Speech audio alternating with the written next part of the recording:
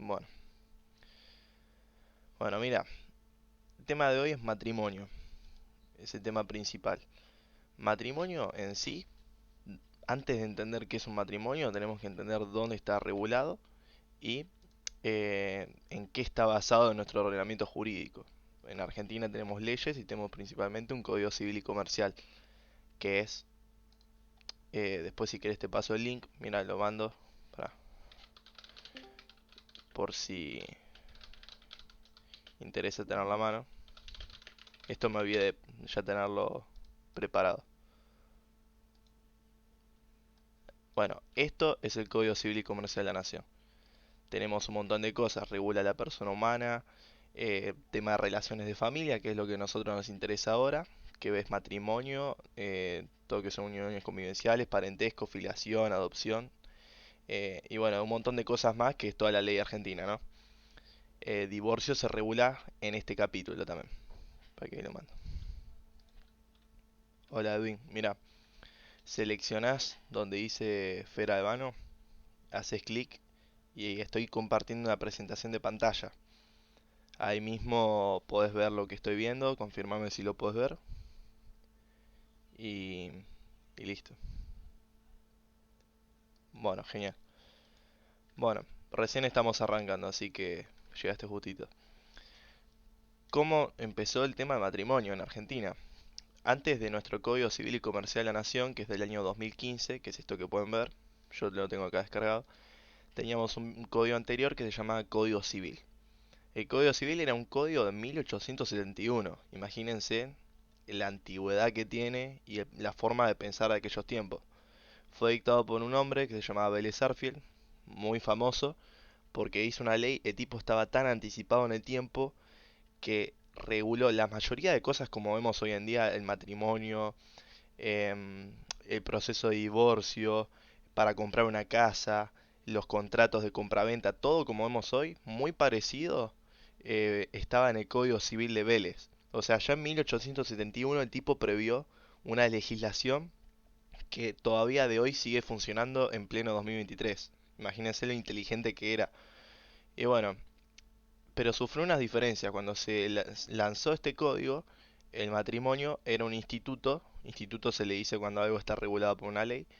Era un instituto que tenía una cierta diferencia con lo que conocemos hoy como matrimonio. Por ejemplo, antes existía un deber que era de fidelidad, que era una obligación. O sea, una persona sí o sí tenía que estar con la otra hasta la muerte, por así decirlo. Estaba muy vinculado con la Iglesia Católica. Eh, y tengan en cuenta que antes la sociedad era muy distinta. Imagínense en 1800 cómo se vivía. Ya los abuelos, había un montón de tradiciones que bueno, fueron cambiando propio de la sociedad. Además, antes el adulterio, que es esta palabra, adulterio es cuando una persona sale con varias a la vez, por ejemplo, que tiene amantes. Antes en una causa de separación, o sea, vos estabas casado con una persona y si tu cónyuge, cónyuge le vamos a decir a la persona con quien te casás, seas hombre o mujer. Por ejemplo, tu esposa va a ser tu cónyuge. Vamos a ir aplicando este tecnicismo nuevo. Bueno, antes el adulterio para alguien que era un, o sea, si vos estás casado con alguien y tu cónyuge tenía un amante, vos decías, bueno, me separo y eso era una causa. Porque antes para divorciarte tenías que invocar una causa. Hoy no, hoy te podés divorciar por cualquier cosa, tal vez no tenés más ganas, ya te podés divorciar. Pero bueno, no quiero adelantarme mucho. Y también otra de las diferencias, estas son las diferencias que antes habían, que hoy ya no aplican. Antes, em, antes había una obligación de que los cónyuges mantengan relaciones entre ellos y eso era una causal de disolución.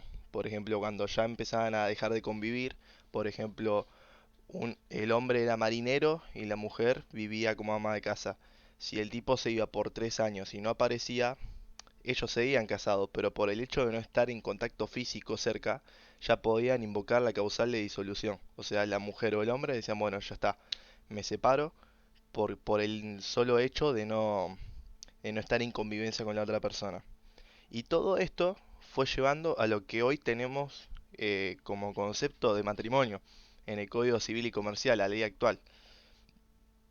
Acá van a ver, esperen que le busco. Así si quieren pueden ir viendo cómo funciona el código. Esperen que estoy buscando el artículo. Bueno, la parte de matrimonio empieza a surgir a partir de acá, del 401 en adelante. Ustedes van acá, 401 en adelante. En principio, el código no define qué es el matrimonio en sí, sino que lo crean la doctrina, se llaman derecho. La doctrina son las personas que opinan acerca del derecho, los especialistas. Por ejemplo, una persona que se dedica a estudiar derecho elabora un concepto de matrimonio. Y este concepto es un conjunto de, de un acuerdo de distintas personas todos se pusieron de acuerdo a definir el matrimonio y pusieron esto, que se llama acto jurídico. O sea, un acto jurídico es un acto que produce efectos jurídicos en el cual dos personas expresan su libre y pleno consentimiento ante un funcionario, que es en caso el de registro público, con el fin de convivir y tener un proyecto en común. Vamos a ir analizando paso a paso. Acto jurídico es un hecho, por ejemplo, el hecho de casarte, de ir hasta el registro, eso es un acto jurídico porque produce consecuencias jurídicas. Familiar, acá dicen el tercer elemento es familiar. ¿Por qué? Porque es una relación que se da entre dos personas, que el matrimonio es por así decirlo, la cuna de la familia. O sea, de momento que una persona se casa, ya se puede decir que esas dos personas conformaron una familia. Por eso acto jurídico familiar. Y para que haya matrimonio se requiere que dos personas, hombre, mujer, hombre, hombre, mujer, mujer, hoy el código ya no hace distinción. La ley anterior, en el código viejo, sí, antes tenía que ser sí o sí un hombre y una mujer. Hoy existe, por ejemplo, el matrimonio entre dos hombres, entre dos mujeres o lo que sea. Dos personas tienen que expresar su libre y pleno consentimiento. Libre y pleno consentimiento es que no tienen que estar viciados. A vos no te pueden apuntar con una punta de pistola, bueno, mira, vamos a ir a casarnos, sino que tenés que ser libre. Tiene que ser por decisión propia. Y el funcionario público es aquella autoridad que se encuentra en el registro de la capacidad y estado de las personas, en el que vos vas con la otra persona, dicen, bueno, nos queremos casar, con un procedimiento de por medio, y ese funcionario es el que dicta el matrimonio. Además, ¿qué se necesita para el matrimonio? Fin de convivencia. Dos personas, una vive en Italia, otra vive en Argentina, en principio se pueden hacer un matrimonio de la distancia, pero con el objetivo de que en un futuro van a vivir juntos, pero no pueden casarse estando uno en una punta, otro en otra del mundo y que no haya un proyecto de vida en común, sino que sí o sí tienen que proyectar vivir juntos, en un futuro por lo menos. Y el objetivo del matrimonio, que es lo que nos interesa a nosotros, es que de momento que vos te casás con una persona, te adherís a toda la normativa que regula la relación jurídica de matrimonio, de ese estado de familia. El hecho de decir estoy casado, eso es un estado de familia. O sea, ante el derecho, estar casado significa que dos personas están juntas. Y se adhieren a estas normas de acá que se llaman las relaciones de familia, que son toda esta cantidad de artículos. Va desde 400 hasta 723. De momento que vos te casás, vos estás adhiriéndote a todas estas normas. Por eso es muy importante antes de casarte tener en cuenta todas las consecuencias que tienen. Que por eso es el objetivo de esta clase. Existencia de matrimonio. Bueno, ¿cuándo existe matrimonio? Cuando hay consentimiento de los dos pretendientes de forma libre, plena y personal. ¿Qué quiere decir? Que yo me voy a casar, bueno, necesito ir yo al registro con mi futuro cónyuge. No es que puedo mandar a mi tío diciendo, che, mira, te casás con alguien. ¿Existe matrimonio a distancia? Sí. Vos podés casarte desde la otra parte del mundo. Como, viste, conocieron antes se hablaba en la época de 1950, cuando era la guerra mundial, que mucha gente estaba acá en Argentina y proponía casarse a alguien en Italia para que venga a Argentina.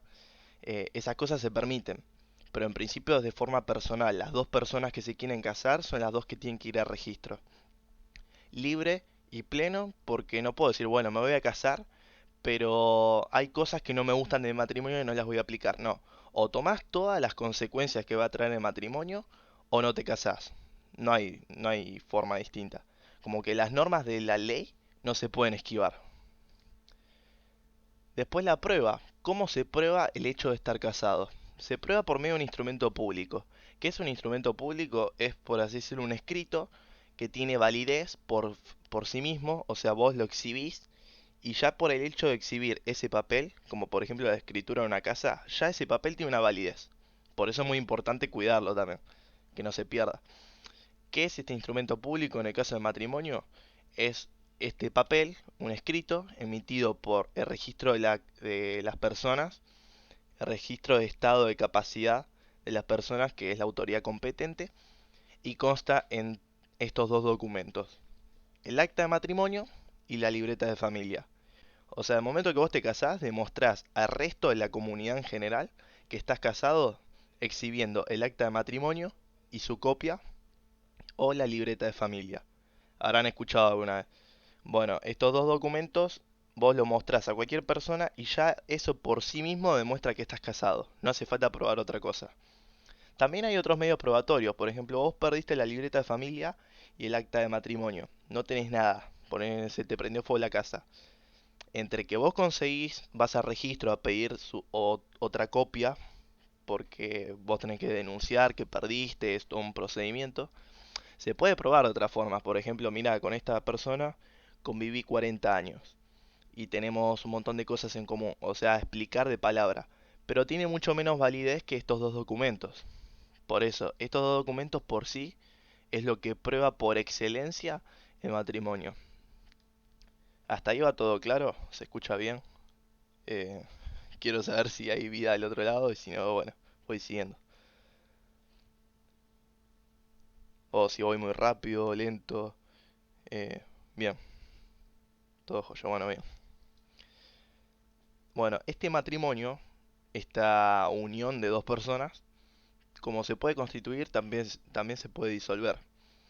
El código, en el artículo 435, puse los artículos más que nada por si les interesa leerlo por su cuenta. ¿Se entiende claro? Bueno, genial.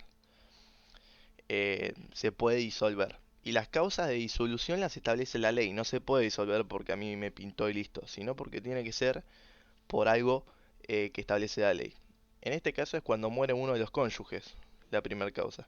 Muere uno de los dos, automáticamente terminó el matrimonio. No es que continúa, sino que muere uno de los dos cónyuges, ya está, terminó todo ahí. Que después lo que sigue es la sucesión y bueno, un montón de cosas más. La segunda causa es una sentencia firme de ausencia con presunción de fallecimiento. ¿Qué quiere decir todo esto? Uno es marinero o es piloto o hace trabajo que se tiene que ir o se fue de viaje, ponele en avión y pone que el avión se rompió en medio de vuelo y termina en medio del océano como un náufrago. Bueno, el código en una serie de supuestos muy especiales, o sea, son casos muy rebuscados, pero está previsto en la ley. Imagínense que la ley es muy completa que abarca todos los tipos de supuestos posibles. Una persona se perdió en medio del océano. Bueno, ¿qué pasa con esa persona cuando no aparece por una serie de meses? La mujer o el hombre que esté en tierra, que esté vivo, va a estar preocupado, obviamente, porque le falta al marido o a la mujer. Y bueno, la ley prevé como solución a este problema es que cuando pasa mucho tiempo, el caso normal, por ejemplo, cuando no está por 3 años, eh, que es el caso ordinario, que dice el código, en el caso de que no esté por 3 años, o sea, haya desaparecido y por 3 años no aparece, bueno, el juez, el otro cónyuge que está vivo, puede ir ante el juez y pedir la ausencia con presunción de fallecimiento. ¿Por qué? Vos estás casado y tu mujer desaparece, ¿no? Desaparece por 3 años y bueno, en esos 3 años pasan un montón de cosas y vos decís, bueno, mira, ya empezás a pensar que ella pudo haber muerto. O sea, suena duro, pero es así. Bueno, en ese tipo de casos, si vos querés suceder los bienes que tiene la otra persona, por ejemplo, los hijos, dicen, bueno, mira, mamá murió em, y queremos heredar las cosas que tenía ella. Bueno, para eso se tiene que declarar la ausencia con presunción de fallecimiento. O sea, es una sentencia que dicta el juez que te presume que vos estás muerto por ausencia. Tal vez vos aparecés después de los 3 años y la situación se revierte, pero bueno, la ley prevé una solución para este tipo de casos. Y cuando una persona desaparece y se firma esta sentencia de ausencia con presunción de fallecimiento, eh, es una causal de disolución de matrimonio. O sea, vos estás casado, tu mujer o tu pareja desaparece por 3 años, bueno, pasan esos 3 años, vos te querés volver a casar con otra persona, tenés que esperar hasta que el juez dicte una sentencia de presunción de fallecimiento. Antes no te podés casar de vuelta. Y después la tercer causal es el divorcio, que es lo que tengo pensado, si les gusta esta clase, explicarlo en la clase siguiente. Así que es muerte, sentencia de ausencia con presunción de fallecimiento y divorcio son las tres causales por las cuales el matrimonio se disuelve. La muerte de un cónyuge, bueno, muere uno de los dos, no hay mucha explicación que darle. Y cuando pasa esto, muere uno de los dos cónyuges, o sea, de los dos esposos, pasan dos cosas. Primero se conservan derechos y después nacen otros nuevos derechos. Con la conservación de derechos me refiero a que el cónyuge que está vivo todavía, que es el cónyuge supérstite puede mantener el apellido del otro. Por ejemplo, a mí se me muere mi esposa y teníamos un negocio en común. Viste que hay gente que tiene el apellido del otro. Por ejemplo, mi apellido es Albano. Y suponete que mi mujer es González. Y yo me llamo Fernando Albano de González. O generalmente se usa más con la mujer, ¿no? Ponele ella, no sé, Paula González de Albano. Bueno, cuando muere uno de los dos cónyuges se puede conservar el apellido del otro. A esto se refiere. Y el otro derecho que se conserva es la obligación de alimentos a parientes por afinidad.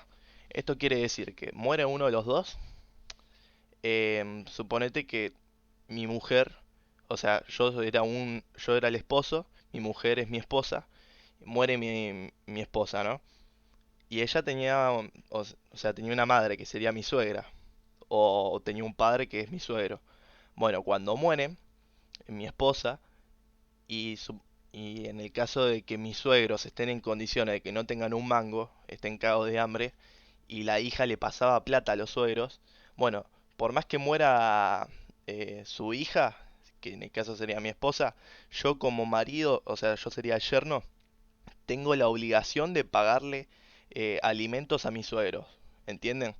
O sea, muere tu esposo, tu esposa, los padres del cónyuge muerto tienen el derecho de cobrar de su yerno o su nuera una cuota de alimentos, en caso de que así lo necesiten. Obviamente, no es que te lo van a pedir así porque sí. Tenés que demostrar que no tienen recursos, que están pasando hambre, un montón de cosas. Pero existe ese derecho, que es interesante, o sea, lo marqué acá porque está bueno saberlo eso. Y también, con la muerte de uno de los cónyuges, nacen nuevos derechos. El primero es que vos pasás de ser casado a ser viudo. Y eso tiene un montón de efectos, porque vos cuando estás casado no te puedes casar con otras personas. Implica un montón de cosas el hecho de estar casado, que es lo que vamos a ir viendo. Y el hecho de estar viudo es, por así decirlo, como si volviera a estar soltero. Algo así. Si bien no es lo mismo, es algo parecido. Por eso acá puse, se requiere la aptitud nupcial. ¿Qué quiere decir? Que cuando muere uno de los dos, el que sigue vivo, que se llama cónyuge supérstite, ese que está vivo se puede volver a casar. Eso es la aptitud nupcial. Que habíamos visto en la primer filmina, que antes el adulterio era una causa de separación, o sea, salir con otras personas. Bueno, una vez que muere tu cónyuge, vos no te puedes casar con otra persona durante matrimonio. En Argentina existe la monogamia, te puedes casar con una sola persona y punto. No es como la India, por ejemplo, que te puedes casar hasta 7 personas. Bueno, acá en Argentina estás casado con una persona, muere uno de los dos, recién ahí te puedes volver a casar con otra. Esto se llama readquirir la aptitud nupcial. El segundo derecho nuevo que se crea, hey, perdón, eh, bueno, el segundo derecho nuevo que se crea es que se extingue el régimen de bienes, que es lo que vamos a ver en un rato. O sea, durante el matrimonio, los bienes que ingresan y egresan, por ejemplo, se compran un auto, se compra una casa, hay un régimen que se ponen de acuerdo si es de separación de bienes o de comunidad, que lo voy a explicar dentro de un par de filminas, eso. Bueno, se extingue el régimen de bienes.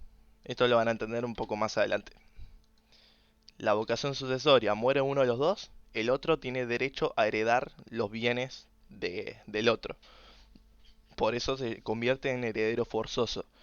Em, ¿Cómo lo explico? Uno de los dos muere y suponete que entre los dos teníamos un auto, una casa, y yo por mi cuenta, como bien propio, tenía eh, algo que me heredó mi papá, ¿no? Bueno, si yo muero y mi mujer sigue viva, mi mujer tiene derecho a heredar ese bien inmueble que me heredó mi papá. O sea, mi mujer se pone a la par con mis hijos al momento de heredar.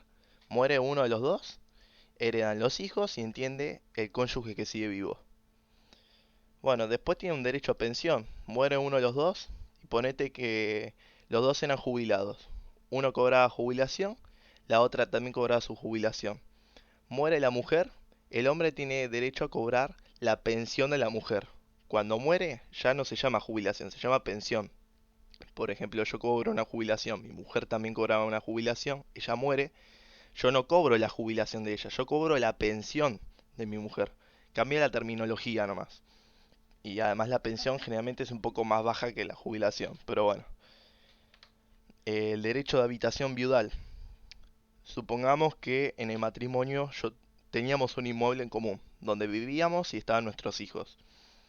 Muere uno de los dos cónyuges. ¿Qué pasa con ese inmueble? Bueno, ese inmueble, que era donde vivían,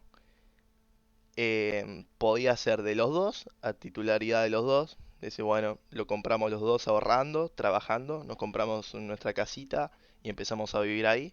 O pudo también ser que era la casa de uno y el otro se fue a vivir a la casa del otro cónyuge. Por ejemplo, mi mujer tenía un departamento, yo no tengo nada, me voy a vivir al departamento de ella. Bueno, si ella es la que muere, y yo no era el titular, sino que ella era la titular de la propiedad, yo tengo derecho de habitación, se llama. O sea, tengo derecho a vivir en esa casa por lo menos por un plazo máximo de 2 años.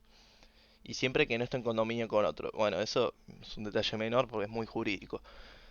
Pero el que sigue vivo tiene derecho a convivir en la casa de la que no es titular.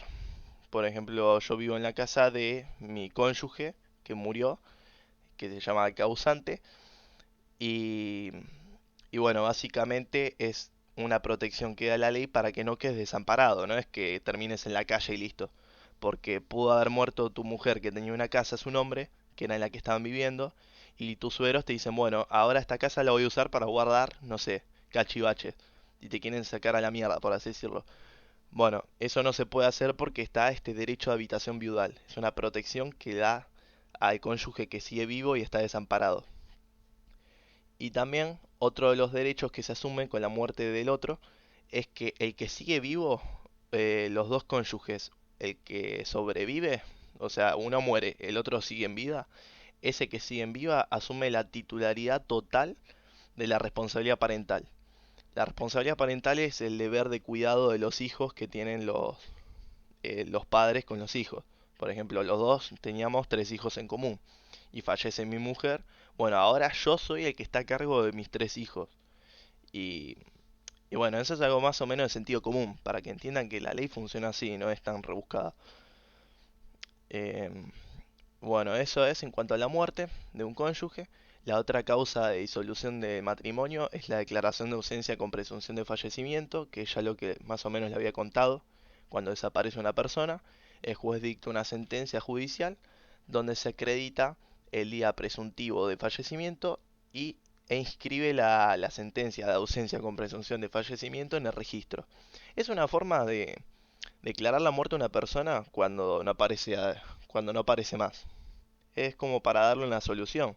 Pues imaginen, uno no puede postergar toda la vida esperando a que vuelva esa persona y que se posterguen todos los derechos y obligaciones que ello implica, sino que es una forma de darle un fin a la persona humana y que la vida siga, por así decirlo.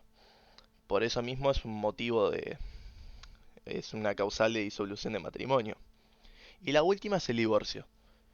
A esta si les interesa, después le dedicamos una clase entera, porque es bastante complejo y un montón de cosas, pero quiero que se vayan sabiendo nomás que el divorcio hoy en día no hay que demostrar ningún tipo de causa. Vos te podés divorciar porque sí, no hace falta acreditar que te fueron infiel, que no sé, no hace falta acreditar ningún tipo de causa. Cosa que hace un par de años, antes de 2015, antes del dictado de este Código Civil y Comercial, sí había que acreditar causa. Por eso es importante saberlo. De la gente que se casó desde el 2015 en adelante, no hace falta que se divorcien acreditando algún tipo de causa.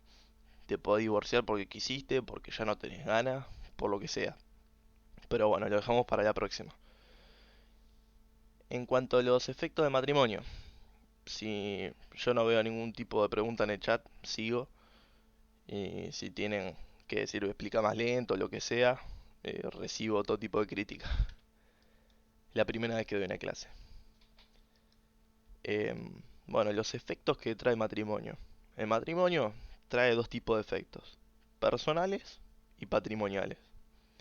Los efectos personales están involucrados con la persona, o sea, ¿qué involucra el hecho de casarte a las dos personas que se van a casar? Eso implica, vamos con los personales primero, implica que desde el momento que se casan van a hacer una obligación de cooperación, un deber de cooperación. ¿Qué quiere decir? Que entre los dos cónyuges que se casan tienen la obligación de cuidarse uno al otro, que es básicamente el fundamento principal del matrimonio. O sea, el matrimonio nació para que dos personas tengan un fin de vida en común y que se cooperen entre los dos, se asistan mutuamente. eh, Uno le falta comida, el otro, por ejemplo, uno tiene trabajo, el otro no. Bueno, que con el sueldo de uno puedan vivir los dos. Está hecho con ese fundamento.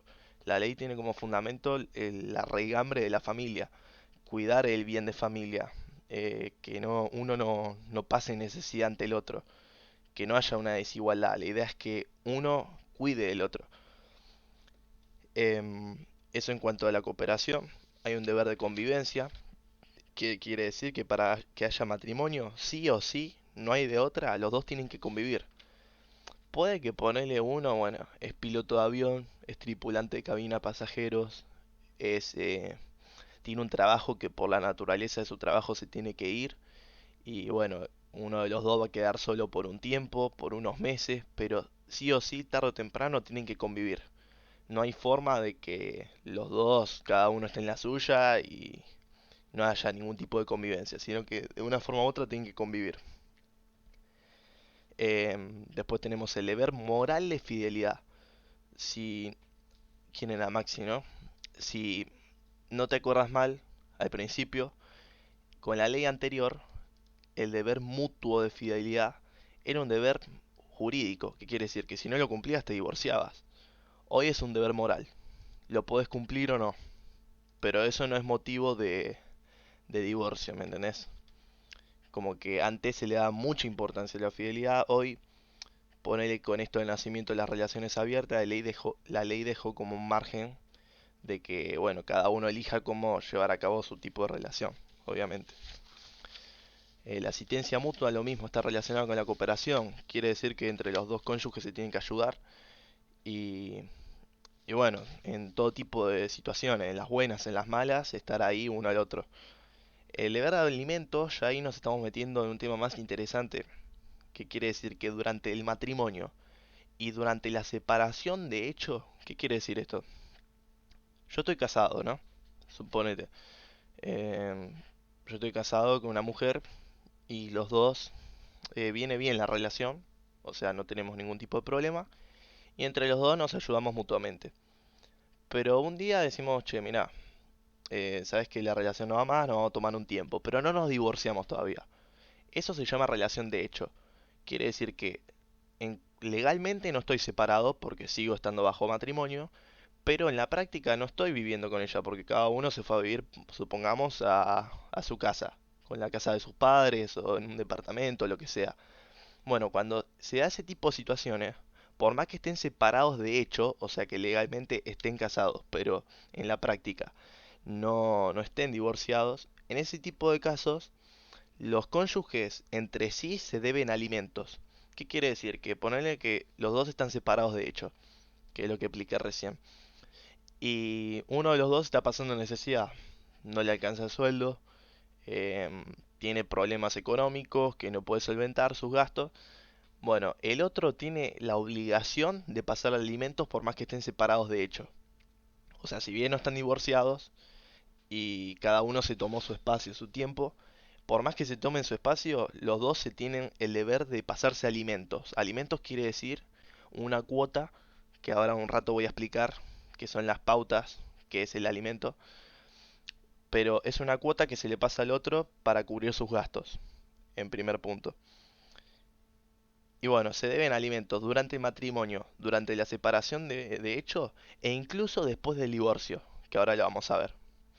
Y otro efecto de matrimonio es mantener el apellido, lo que había dicho antes. Del momento que vos te casás, si querés podés adoptar el apellido del otro. Yo soy Albano, mi mujer es González, bueno, yo me puedo llamar Fernando Albano de González. O Fernando Albano González, se puede añadir el apellido. Es algo que hoy no se usa, la verdad, pero bueno, la ley está así porque antes era muy común que se use el de y del apellido del otro, más que nada con el tema de la mujer.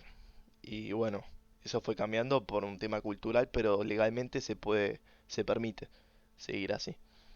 Y después tenemos los dos efectos patrimoniales, que son los regímenes de patrimonio, que también vamos a explicar bien a profundidad, que es el régimen de comunidad y régimen de separación de bienes. Básicamente se refiere a cuando me caso, cómo quiero que los bienes que entran y salgan en el matrimonio se regulen. Si los dos vamos a compartir los bienes o si cada uno va a tener lo suyo. En pocas palabras es eso, pero después vamos a ver bien que hay un par de diferencias. Pautas para fijar los alimentos entre los cónyuges. Dijimos que los dos cónyuges se deben un deber de asistencia, se tienen que ayudar uno al otro. Y este deber de asistencia no es solo moral, dice, bueno, te golpeo la espalda, estoy acá, contá conmigo, ya sabes, no. Es también pasar plata, cubrir las necesidades, alimento, vestimenta, internet, em, todo tipo de gasto común que se les ocurra. Y bueno, el código fija unas pautas. O sea, cuándo uno tiene que pagar el alimento al otro y por qué se da esa preferencia. Bueno, la ley acá mismo te está diciendo muy claro que es algo que mucha gente no sabe, y esto está buenísimo saberlo, que es la ley va a dar esta preferencia para el pago de alimentos. Va a pagar alimentos primero el que trabaje dentro, o sea, son las pautas que dan preferencia para que uno pague al otro. Si uno de los dos trabaja dentro del hogar, se dedica a la crianza y educación de los hijos, por ejemplo, la mujer es ama de casa o el hombre es ama de casa. Eso se tiene en cuenta de que hoy será dedicarse a la crianza, a la crianza de los hijos, al cuidado del hogar. Hoy se considera un trabajo bastante respetable. O sea, uno trabaja, el otro se dedica a la crianza de los hijos. Bueno, generalmente el que trabaja le va a pasar alimentos al que se dedica a la crianza de los hijos, para que entiendan cómo funciona. El trabajo dentro del hogar, dijimos, la dedicación a la crianza y educación de los hijos, la edad y estado de salud de ambos cónyuges, uno está enfermo o uno es más grande que el otro. Suponete que uno de los dos tiene 90 años y la otra tiene 50 o viceversa. Bueno, el que es más grande o el que está enfermo está en una situación de inferioridad, por lo tanto el más joven o el que en mejor estado de salud se encuentre tiene preferencia de darle alimentos al otro. La capacitación laboral y posibilidad de acceder a un empleo. Uno de los dos está muy capacitado, tiene un montón de títulos y tiene buena chance de conseguir un laburo rápido porque está capacitado por eso mismo. No es que no terminó secundario y le cuesta un montón conseguir un trabajo digno, por así decirlo. O la posibilidad de acceder a un empleo. Si uno de los dos está más capacitado, generalmente más capacitado le paga alimentos al otro, que está en una situación, digamos, de inferioridad en cuanto al empleo. La colaboración de un cónyuge en las actividades mercantiles del otro. ¿Qué quiere decir esto? Los dos tienen un emprendimiento, o supongamos que yo tengo un negocio, me dedico a vender zapatos, y mi mujer me ayuda, pero el negocio no es de ella. Bueno, generalmente como yo soy el dueño del establecimiento, del negocio, Yo le tengo que pasar alimentos a ella, que fue la que me ayudó durante el recorrido durante la trayectoria de mi negocio. Pero a eso se refiere la colaboración. La atribución judicial o fáctica a la vivienda familiar. Bueno, esto es algo muy técnico, pero básicamente el que tiene el hogar donde están viviendo, de donde crían los hijos, quien es titular, em, uno pone la casa, el otro pone la plata. No sé si me entienden. Ponele, yo tengo una casa y mi mujer no tiene ningún inmueble a su nombre. O sea, no tiene nada. Y los dos tenemos hijos en comunes y nos dedicamos a criar los hijos en mi casa. Bueno, en ese caso, como yo tuve que poner la propiedad, mi mujer me pasa alimentos a mí. Porque una cosa compensa la otra. Uno pone la casa, el techo, y el otro pone la plata. El carácter ganancial propio o de un tercero del inmueble sede de esa vivienda. Bueno, está relacionado con lo anterior. Si la casa es mía, por ejemplo, los dos estamos viviendo en una casa y la casa es titularidad de los dos o es titularidad de uno o de otro. Si es titularidad mía y mi mujer no tiene titularidad de esta casa, de donde estamos viviendo, ella me tiene que pasar alimentos a mí. O viceversa, si la casa es de ella y yo estoy viviendo con ella nomás porque estamos casados, bueno, yo le paso alimentos a ella. Es medio un bodo que entenderlo, pero funciona así. Y cualquier cosa igual les dejo el power y me pueden preguntar si no entienden porque son muchas cosas nuevas, si, más que nada si no se dedican a derecho, pero es todo sentido común. O sea, no hay nada matemático, no hay que inventar la pólvora ni nada. Bueno, si los cónyuges conviven, el tiempo de la unión matrimonial. Por ejemplo, vivieron por 30 años o vivieron por 5 años. Eso depende de los alimentos que se deban. Si vivieron mucho tiempo, los alimentos van a ser mayor a comparado con alguien que recién se casó y a la semana ya te está pidiendo alimentos, para un poco. O sea, es proporcional y la ley le da como un sentido común a, bueno, llevan un año de convivencia y se merece más alimentos quien convivió con vos un año que quien convivió con vos una semana. A eso es más o menos el punto. Si los cónyuges están separados de hecho, el tiempo de la unión matrimonial y la separación. Suponete que yo me casé en el año 2010 con mi mujer. Hasta el 2018, estamos casados hasta el día de hoy, 2023. Pero en 2018 dijimos, che, mira, la relación parece que no va. Todavía no nos divorciemos porque tal vez en un futuro conciliamos y nos arreglamos de vuelta, pero vamos a tomarnos un tiempo. Bueno, del 2010 a 2023 fueron 13 años. 8, dijimos hasta el 2018, estuvimos viviendo en la misma casa. Y después cada uno se fue a su lugar. Bueno, vivimos 8 juntos y 5 años estuvimos separados de hecho. A eso de que cada uno está en la suya, pero están casados, se llama separación de hecho. Bueno, como estuvimos 8 viviendo en la misma casa y 5 separados de hecho, como hay mayor cantidad de años conviviendo que de separación de hecho, y mi mujer en el año 2022, o sea, una vez estando separados, me pide alimentos, che, mira, ¿sabes que no llevo a pagar el alquiler? ¿Me das una mano? Bueno, la cuota de alimentos depende de cuántos años estuvimos en convivencia.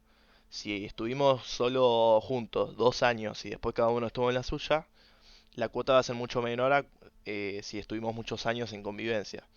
A eso se refiere. Y después dice la situación patrimonial de ambos cónyuges. O sea, el que más tiene, ponerle uno tiene mucha plata y el otro no. Bueno, el que tiene más plata tiene que darle más alimentos al otro. A eso. Y esta cuota de alimentos desaparece si la causa que lo motivó, o sea, ponele a mí no me alcanzaba para pagar el alquiler y mi mujer me pasó una cuota de alimentos y yo conseguí un trabajo. Y desde que conseguí el trabajo puedo pagarme el alquiler, todos mis gastos, todo lo más bien. Bueno, a partir de que yo consigue el trabajo desaparece la causa de alimentos. O sea, ya no me tiene que pasar más alimentos, sino como que estoy abusando de ella. O, en el caso de que haga una unión convivencial es como si fuera un matrimonio, pero con otra regulación. Eso lo podemos hacer en otra clase, si les gusta. Es como una alternativa al matrimonio. O si incurre en una causal indignidad. Esto está buenísimo saberlo. Eh, Causal indignidad son las causales por las cuales se puede disolver el matrimonio porque uno de los dos cónyuges, y hay un montón de causal indignidad es un artículo que es muy largo, pero básicamente se refiere, ponele, cuando uno de los dos intenta matar al otro. Un día mi mujer me apunta con un arma y me dice, te voy a matar. Esa es una causal indignidad. Yo por ese motivo me puedo divorciar en ese mismo momento. Y a partir de ese mismo momento ya no tengo obligación de darle alimentos a ella, desde que me apuntó con un arma. Y así pasa con los hijos, y mi hijo también me apunta con un arma y yo le estaba dando alimentos a él. A partir de ahí ya me puedo negar, porque es una causal de indignidad. Es un ejemplo nomás, pero hay un montón de casos. Y bueno, y después, estos alimentos, la cuota alimentaria para cubrir sus necesidades básicas, también se pueden dar una vez que vos te divorciás, que es algo que no toda la gente lo sabe. De momento que uno se divorcia, la prestación de alimentos se puede fijar a favor de quien padece una enfermedad grave antes del divorcio, o sea, preexistente, que le impida autosustentarse. Me esperan un segundo que contesto el teléfono y vuelvo.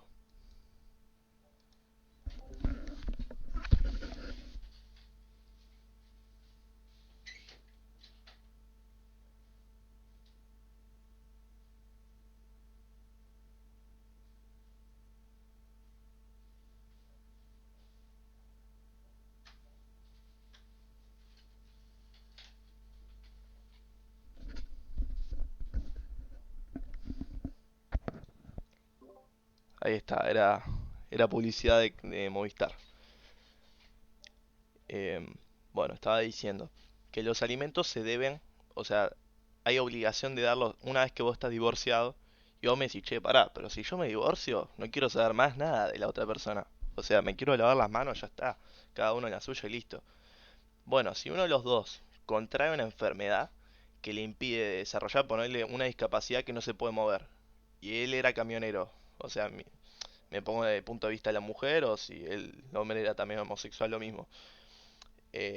Mi marido o mi mujer trabajaba de algo y agarra una incapacidad, desde esa incapacidad que la agarró y ya esa incapacidad venía dándose durante el matrimonio, por ejemplo, ya le dolía las piernas y después le tienen que amputar una pierna una vez que se divorcian. Bueno, como es algo que ya se dio de forma preexistente al divorcio, el cónyuge que no padece la enfermedad tiene la obligación de darle alimentos al cónyuge separado. O sea, ya no son cónyuge porque ya están separados, obviamente. Pero a eso se refiere. Cuando hay una enfermedad preexistente al divorcio. Si uno de los dos, suponete que uno de los dos contrae la enfermedad y después se muere después de esa enfermedad, el, el otro cónyuge, tal vez el que no está enfermo, todavía tiene la obligación de darle alimentos, pero no lo va a cobrar el muerto, lo va a cobrar los hijos del muerto, por así decirlo. Y bueno, es lo que se refiere a esto. Si el alimentante fallece, la obligación se transmite a sus herederos. Porque supongamos que los hijos de uno de los dos cónyuges discapacitados tenía hijos que eran menor de edad. Uno tenía 8 y el otro tenía 10 años. ¿Y los chiquitos qué tienen que ver? Que falleció el padre, que le amputaron una pierna y se quedó sin trabajo y no podía trabajar y encima pasan hambre. Bueno, por eso está esta obligación que se transmite a los hijos o a los abuelos, porque herederos también pueden ser los ascendientes. Pero bueno, no nos metamos mucho en detalle, pero es para que sepan eso. Y también se deben alimentos posterior al divorcio a favor de quien no tiene recursos propios suficientes ni posibilidad razonable de procurárselos. Esto pasa mucho, ¿saben? En los casos de... ¿Vieron como en las novelas turcas que una mujer está casada con un tipo millonario y la mina no tiene nada? Bueno, en un caso así, que hay mucha desigualdad económica entre los dos, y la mujer supongamos que se divorcian, vivieron 10 años, se divorciaron, listo, tiene derecho a cobrar alimentos una vez que está divorciada la mujer, puede ser hombre también, pero bueno, lo tomo como ejemplo. Y en este caso, como ella no tiene nada y no consigue trabajo porque supongamos que nunca trabajó, o sea, el hombre decía, bueno, yo te mantengo, y la mina vivía en una cajita de cristal, en ese caso tiene derecho a cobrar alimentos del otro cónyuge que está en superioridad económica. Y bueno, la obligación de alimentos cesa si desaparece la causa que lo motivó, encontró trabajo o la enfermedad desaparece, o si la persona beneficiada contrae matrimonio. Supongamos que el caso de este último, del hombre que bancaba a la mujer, le pasaba alimentos una vez que están divorciados. La mujer esta dice, bueno, ¿sabes qué? A este me está pasando alimentos, pero me voy a casar mientras tanto con otro hombre, que también tiene plata. Desde el momento que se casa con otra persona, ya esa obligación de pasar alimentos del otro cónyuge, del anterior, ya desaparece. La ley no es que te dice, bueno, mientras estás casada recibís el alimento del otro. No, pará, porque estás abusando una banda. Pone un corte la ley y de momento que vos contraes matrimonio con otra persona, la obligación de dar alimento después del divorcio desaparece. O cuando el alimentado incurre en una causal indignidad. Por ejemplo, uno de los dos me apuntó con un arma. Eso es una causal indignidad y ya por ello ya no pago más alimentos. Sería en el caso, para que lo entiendan bien, quien da la cuota de alimentos, mi mujer no tiene trabajo y yo estaba en superioridad económica, yo le estaba dando la cuota de alimentos a ella me apunta con un arma un día, así porque sí, sin ningún tipo de motivo. ¿Y lo puedo probar eso? Ya está, no te doy más alimentos, porque tuviste un intento de matarme. Es un ejemplo, pero para que vean que hay un montón de tipos de situaciones que, bueno, la ley las abarca. No siempre se da, esto suena hermoso en la teoría, en la práctica tenés que probar un montón de cosas, pero bueno, en el escrito está. Que se cumpla o no la ley es otra cosa, pero está. Así que bueno, ahora arrancamos con los efectos personales. Habíamos visto que eran los personales, no, los patrimoniales. Los personales ya lo vimos, todo esto. Y los patrimoniales es la forma en que se va a regular los bienes que entran y salen durante el matrimonio. ¿Cómo es que se regulan estos bienes que entran y salen? Imagínense al matrimonio como si fuera una caja donde todo lo que compran en común entra, sale, entran cosas, se venden otras, así. Y la forma de regular esos bienes, si van a ser conjunto de ambos, 50-50, si cada uno va a tener sus cosas, se llama régimen patrimonial en matrimonio. Y eso es algo que se elige antes de celebrar el matrimonio. Uno elige, se ponen de acuerdo, che, vamos a compartir 50-50 todo lo que compremos, o cada uno va a tener lo suyo y listo, cero problema. Por eso, más que nada para que entiendan, es eso. Hay dos tipos de regímenes patrimoniales, uno es régimen de comunidad y otro de separación de bienes. Los dos tienen en común una serie de normas que por más que vos elijas uno u otro tipo de régimen, se tienen que respetar.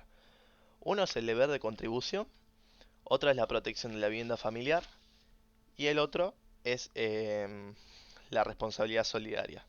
El deber de contribución se refiere a que los dos cónyuges, si viven en el mismo hogar, se tienen que ayudar entre sí. Es más o menos lo que habíamos explicado antes. También si tienen hijos comunes, por más que sea que cada uno tiene sus propios bienes, lo que sea, si tienen hijos en comunes, los dos tienen que contribuir para la crianza de esos hijos. Se tienen que hacer cargo, porque tienen una responsabilidad que es mayor a sus intereses. Por eso tener un hijo no es así de fácil, bueno, lo tengo listo, sino que implica un montón de cosas y por más que estés casado o separado, implica un montón de derechos y obligaciones. Tenemos eso, el deber de contribución, la protección de la vivienda familiar. Vivienda familiar es un inmueble o muebles que son indispensables para el núcleo familiar. Los dos van a convivir en una casa, esa casa se puede declarar como bien de familia y es una casa que es inembargable, o sea, tiene un montón de ventajas. Y bueno, es todo un procedimiento que o sea, no interesa mucho explicarlo porque es bastante técnico. Y si un día lo tienen que hacer, tienen que ir de un abogado. Y, pero básicamente cuando los dos cónyuges declaran un inmueble como bien de familia, ese inmueble, si uno de los dos lo quiere vender por cualquier motivo, necesita el asentimiento del otro. Yo tengo una casa en común con mi mujer. Y ella me dice, che, ¿sabes qué?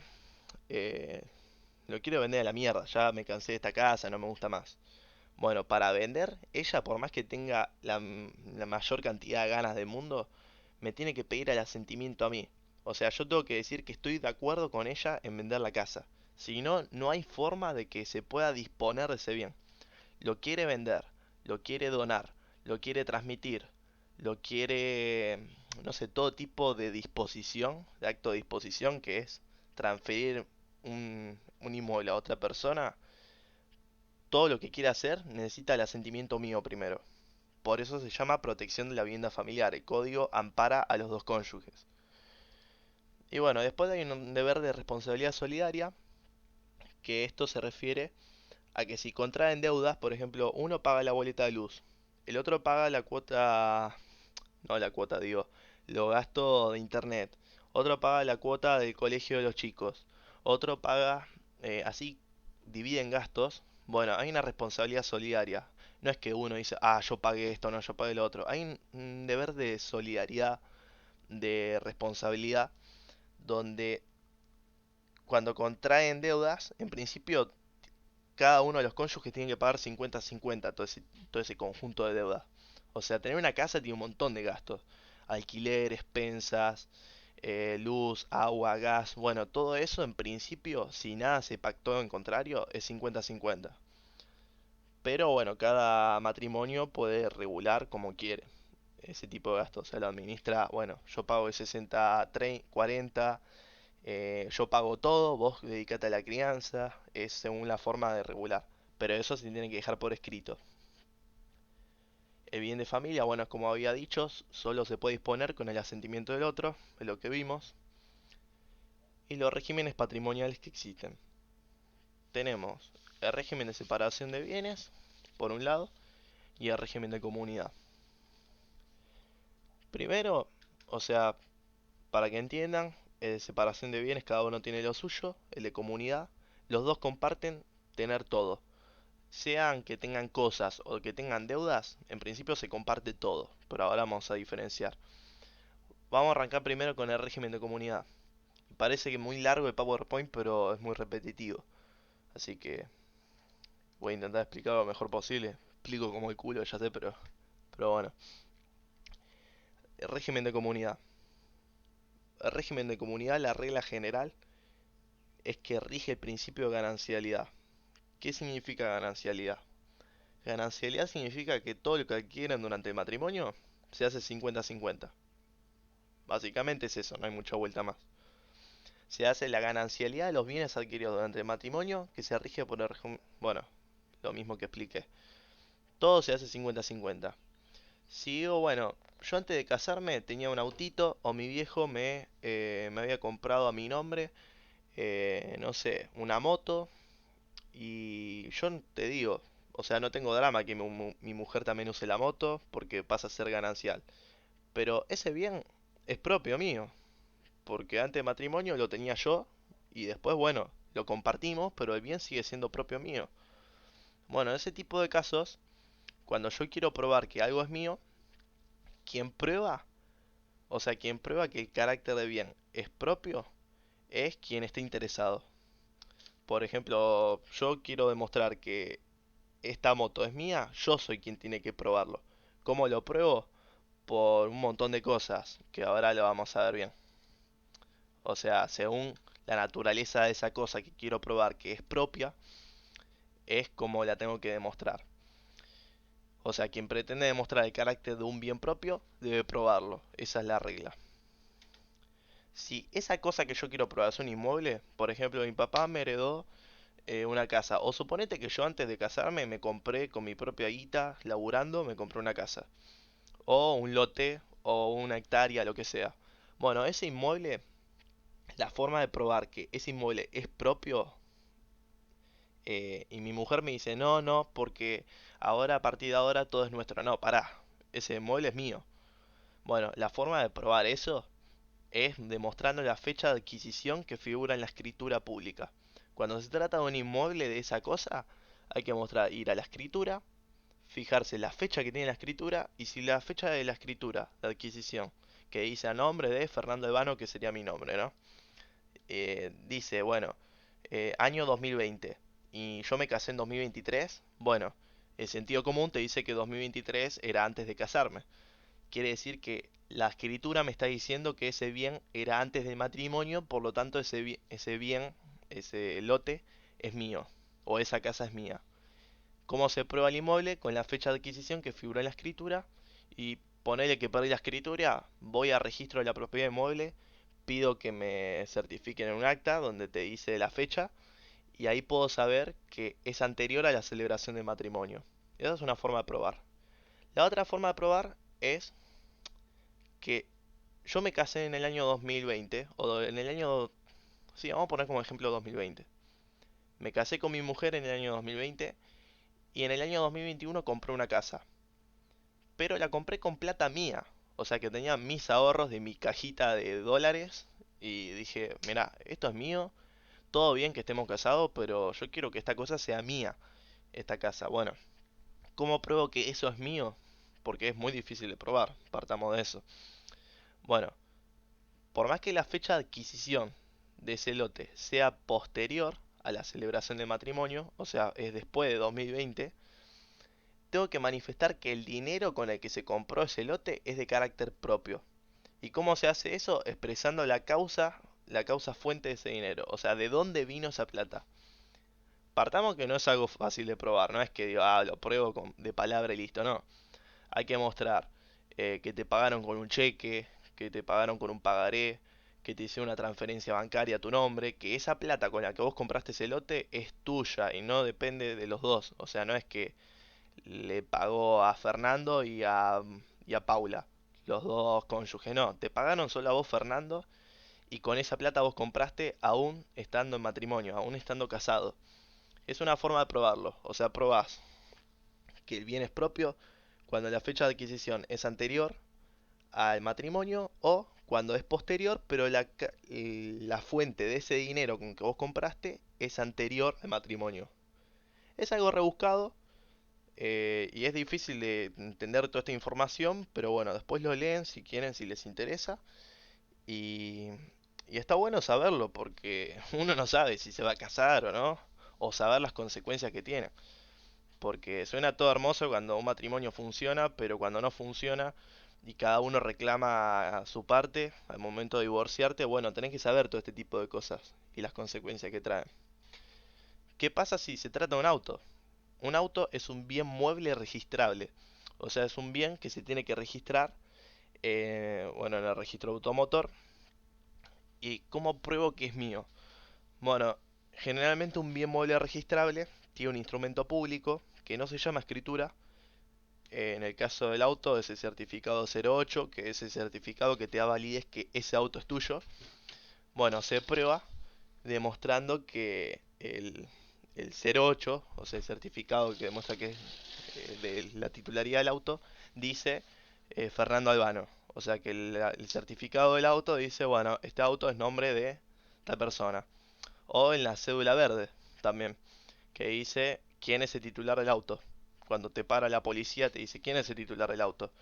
A veces el auto se puede comprar en conjunto, los dos cónyuges lo compran a nombre de los dos o a nombre de uno. Eso es una forma de probar que el auto es tuyo. ¿Qué pasa si se trata de una computadora? De algo que no está sometida en un registro, ni hay una forma de determinar buscando a ver quién es el titular. Bueno, una computadora, un sillón. Si quiero decir, bueno, esto lo compré yo con mis ahorros y suponete que vivimos en un departamento. Yo puse el sillón, mi mujer la mesa. ¿Cómo probás? Es muy difícil de probarlo. No los voy a ilusionar porque no es fácil. La forma de probarlo es con instrumento privado. ¿Qué es instrumento privado? Es la boleta de compraventa, que figure que estás a tu nombre, que tenga una firma certificada. Por ejemplo, cosas que no pasan en la práctica. O sea, en la teoría suena hermoso, pero es como que yo voy a comprar un mueble, un sillón que vale ponerle 300 lucas, lo voy a comprar y tengo que ir al escribano para certificar una firma. ¿Quién hace eso? Nadie. Pero bueno, la solución que da la ley es eso, es un instrumento privado que se firma donde está certificado que la firma es tuya, que vos pusiste en la boleta, es un bardo de probarlo, muy difícil.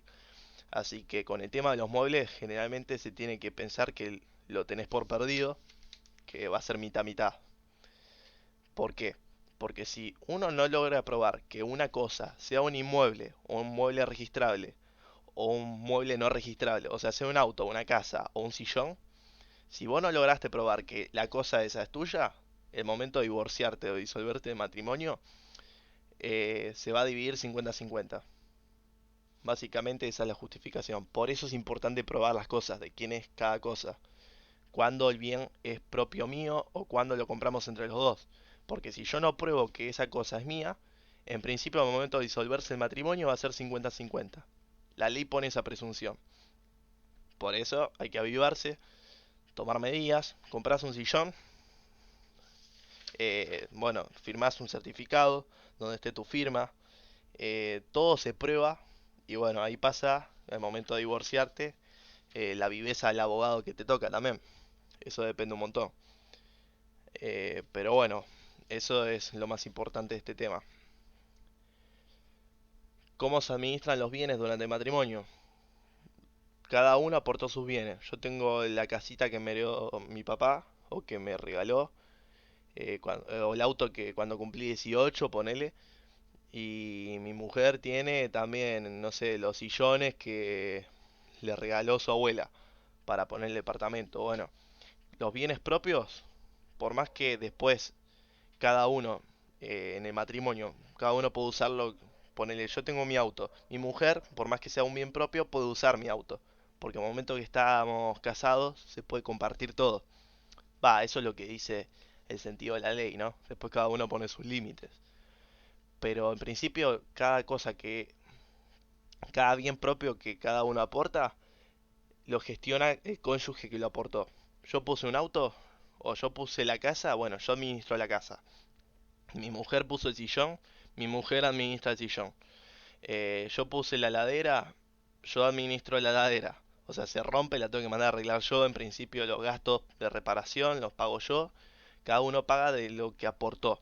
La reparación, mantenimiento, cuidado.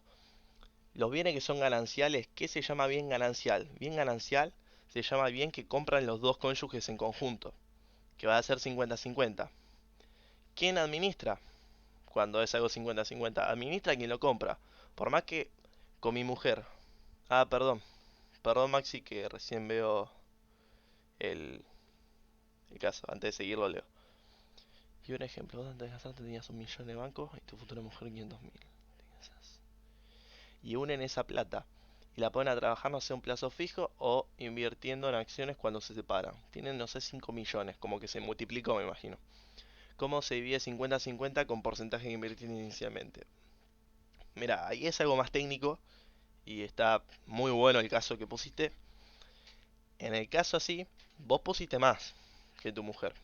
Bueno, en principio cada uno, al momento de disolverse, va a tener la proporción que aportó. Pero después hay algo que existe que no lo quiero tocar porque es algo muy complejo, o sea, es algo que ya lo sabe más el abogado que el cliente, que se llama recompensas.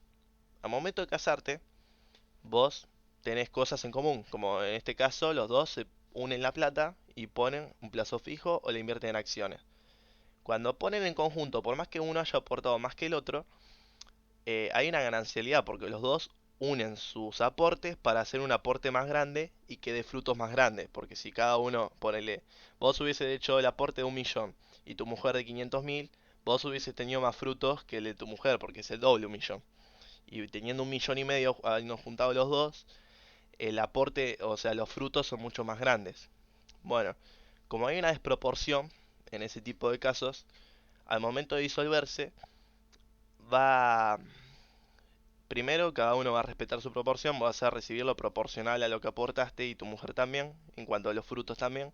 Pero existe un régimen de recompensa, se llama. Recompensa significa que cuando uno aporta algo distinto, ponele que una casa sale 100.000 dólares. Uno aporta 60.000 y otro 40.000. Bueno, como hay una diferencia, no hay una proporcionalidad, al momento de disolverse uno va a recibir el 60% y el otro 40%. Pero, ¿cómo es esto? Si vos me dijiste que la ganancialidad era 50-50. Bueno, en principio, cuando hacen la liquidación, que ahora un rato te lo voy a resolver eso, que está buenísimo saberlo, el juez va a hacer 50-50 de lo que hubo en esa inversión de plazo fijo o en la casa que compraron de 100.000 dólares. Pero después cuando hace la resolución de las recompensas, o sea, uno puso más que el otro, como uno puso más que el otro, después esas cuentas se vuelven a ajustar. Y por eso vos, en el caso que vos me preguntaste, si bien al principio se divide 50-50, la diferencia que vos pusiste después te la devuelven. ¿Me entendés? Cada uno, o sea, el sistema que da la ley es un sistema justo, donde cada uno recibe lo que aportó. Uno aportó más que el otro, después, al momento de disolverse, no es, o sea, si bien se comparten las ganancias, porque tu mujer también compartió las ganancias de ese 1,5 millones que pusieron a invertir, cada uno va a recibir lo que aportó y los frutos proporcionalmente a lo que aportó. Eso se llama la recompensa.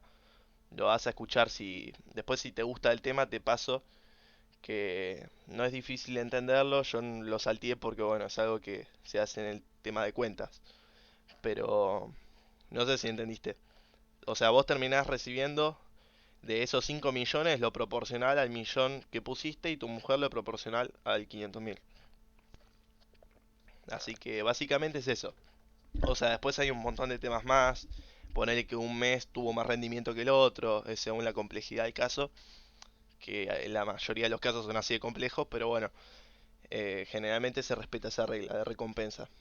No generalmente, siempre se cumple la recompensa. Pero esto pasa, todo lo que te estoy explicando, pasa si al momento de casarte vos pusiste que vas a someterte al régimen de comunidad, que es lo que estamos viendo ahora. Si cada uno se sometió a régimen de separación de bienes, o sea que cada uno maneja sus propios bienes, esto no pasa. Por eso, ahora déjame que termine y lo vas a entender más, te va a cerrar la idea. Bueno, habíamos dicho, bienes propios, cada uno gestiona lo suyo, lo que aportó. Bienes gananciales, administra quien lo compra. Ponele, compramos la casa de 100.000 dólares y dicen, bueno, ¿quién es el que cada vez que lo llamen cuando hay una deuda de agua tiene que ir a, a AISA o lugar donde sea? ¿Quién es el que se tiene que hacer cargo, moverse por la responsabilidad que implica ese bien? Bueno, va a ser quien lo compró. Porque si bien lo compraron en conjunto, o sea, en cuanto a la ganancialidad, ese bien lo compraron con la plata de los dos, uno de los dos fue el que puso la firma, en principio. O a veces ponen la firma de los dos, pero como es el caso de acá, adquiridos conjuntamente. Pero a veces uno de los dos compra un auto, por ejemplo, y ese auto, por más que lo haya comprado uno, usaron la plata de los dos y firmó uno solo.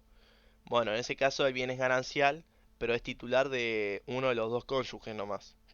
Es un tema medio a detalle, pero básicamente cuando el bien es propio, cada uno gestiona lo suyo. Si es ganancial, pero uno de los dos fue el que compró, administra quien lo compra. Y si lo adquieren conjuntamente, administran ambos. Ese es el razonamiento. Después, bueno, y acá empieza a aparecer el tema que me preguntaste vos, Maxi. Bueno, genial. Sí, igual en media hora ya vamos a ir terminando. Perdón si se hace muy largo, pero si lo explico muy rápido es mucho bodoque.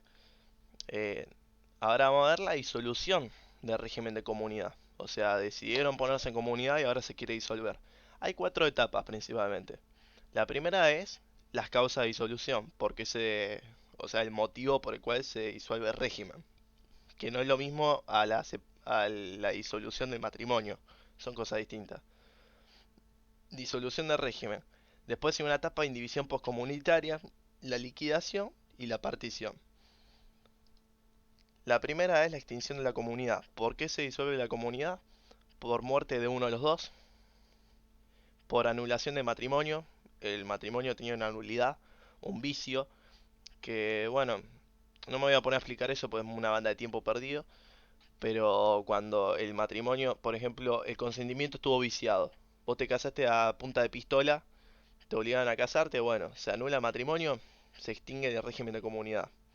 Por divorcio, se divorcian, termina la comunidad. Por la separación judicial de bienes, ponerle que uno de los dos es adicto o es alcohólico.